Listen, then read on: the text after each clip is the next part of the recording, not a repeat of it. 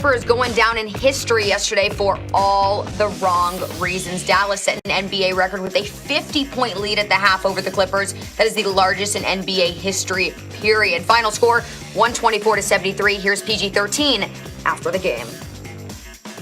It's not that big of a deal. Yeah, we got our butts kicked today. But, you know, it's one game. I think we'll just take what we need to take away from today and go to the next one.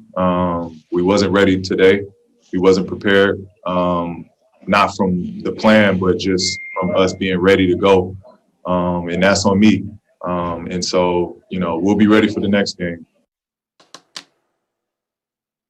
Kendrick Perkins here now joining Dominique for this debate. Now, PG said it was just one game, but it was a really, really bad game. Perk, what does this loss say about the Clippers?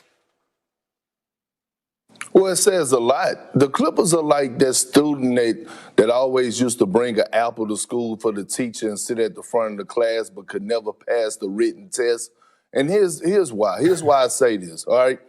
I understand, you know, in the NBA that you're going to lose games, right? You're going to lose games. But to be down 50 at the half, okay, that's one thing. To score 25 points and be down 50, that's one thing. But to not fight back is another thing. I kept watching the second half saying, okay, here go the Clippers. They're going to make a run. They're going to at least cut this to 30. And they didn't make a run. So that goes to show me two things. One, Kawhi just might be the best player in the NBA because if they're going to lose by 50 with him being out, that goes to show me how valuable he really is to the Los Angeles Clippers.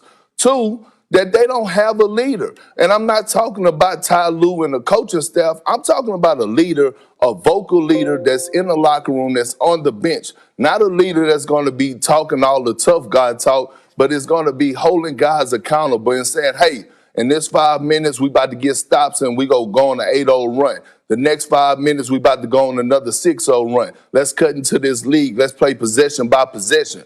They don't have that. And I feel like the Clippers dropped the ball in the offseason by not picking up Rajon Rondo. That was the guy that they needed. They needed a guy like him, a floor general. I love what Pat Bev brings to the table, but he's not that guy. And so what it goes to show me is that the Clippers are the true definition of front runners, not because they lost the game, but because when things get tough and they get down big, they hang their heads, and it just almost seems like they give up and not make a push to at least get back in the game and make it a competitive game. And it's a damn shame. Yeah, I mean, to be down 50 points at half, normally the other team lets off the gas in all sports. If you're down by that much, the other team lets off the gas, and you have some personal pride, and you fight back, and you end up losing by 20 or something, and then you still get blown out, but everyone's just trying to get out, get healthy. For it to go this bad, I think it is a little bit more concerning, but I agree with what Paul George said. I just wish he hadn't said it. I think he's right. It's just one game.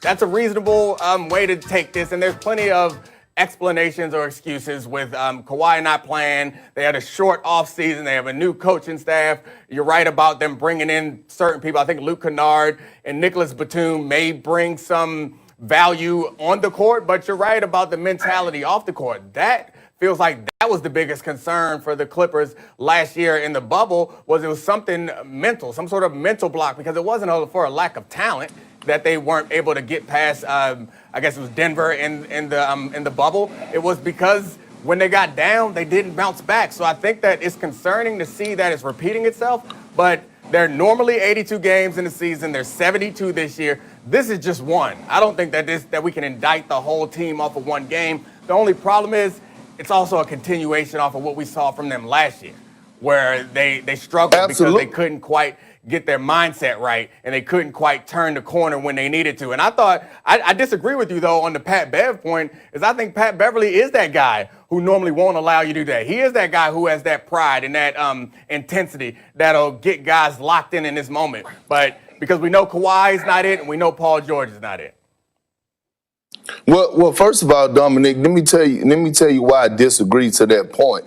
Is because although Pat Bev is a rah-rah type guy, his play still don't shows up and back it up. Not only if you're going to be a rah-rah type guy and a guy that try to hold people accountable, your play has to back it up. We all know Rondo is a guy that not only is he going to, bring guys together and hold guys accountable, but he's also going to elevate his game. It's a reason that you call him playoff Rondo. And to your point is, it's about their mental toughness. What's going to happen in the playoffs again? What if you get down 20? Are you going to have these mental laps again where you can't fight back? This is a problem. And like I said, it's a long season.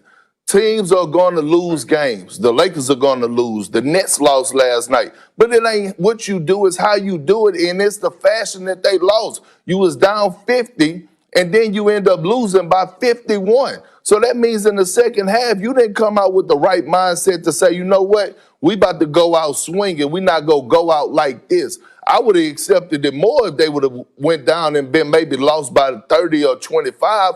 But it just goes to show that if you get out early on the Los Angeles Clippers, that you got them right where you want it. And then on top of that, the beef, all the animosity that they had with the Dallas Mavericks throughout their series, you would think that they will come out and fight back, not just get punched in the mouth and say, you know what, it's over, I'm going to tap out. Nah, you got to throw a couple jabs and a couple uppercuts and show you that, hey, I'm ready to swing and ready to battle, but that's where the leadership come in. And Kawhi might be the best player in the league if he mean that much. My pushback would normally be in this situation that it's just a regular season game, but the problem is they tried to be a hit-the-switch team last year, and they could never hit that switch. So to me, it sounds like, and I don't have the basketball expertise to go out there and say this, but it sounds like what you're saying is they can't win a championship with a team as it's currently constructed, because if they weren't mentally tough last year, they didn't bring in the guys to make them any mentally tougher, unless you think Ty Lue over the course of the season is going to turn them into some sort of tough guys or mentally strong guys that they weren't at the beginning of the season. It sounds like without some sort of trade or without somebody turning into somebody they can't be, they aren't a real title contender if they aren't any tougher mentally than they were last year. And I'm with that, and I agree, and I actually believe that. I know you probably was watching a lot of football yesterday because they had football games on, but I actually watched the game yesterday. And Ty Lue is a coach that he never shows emotions during the game. He show all his emotions at practice and in film session.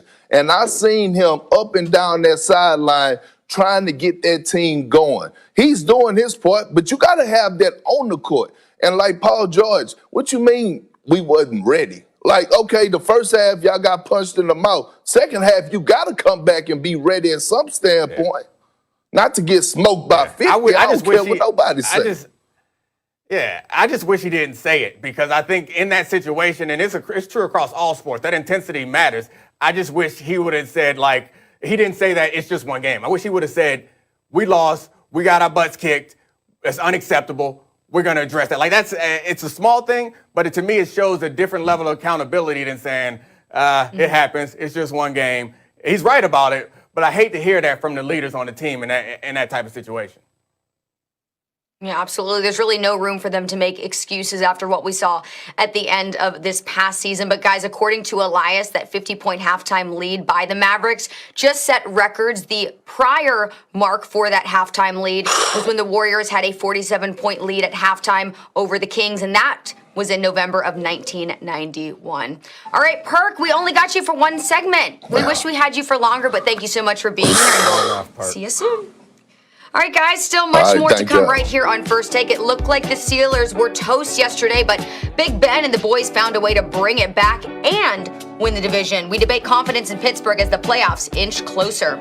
Plus, is Jalen Hurts the set-in-stone future for Philly even after yesterday's loss to the Cowboys?